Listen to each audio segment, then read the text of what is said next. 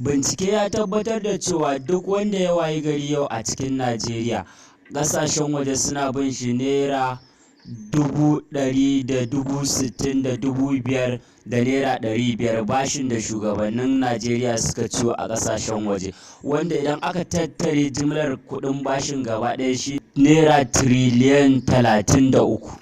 Mai sauraro, shirin kai tsaye ka saurara daga nan gidan TV Hikima Top TV tare da ni ɗan jaridar Sa-kai. Wato ainihin bi ma'ana wa'innan maƙudan kuɗaɗen da shugabanninmu suke ciyo mana bashi.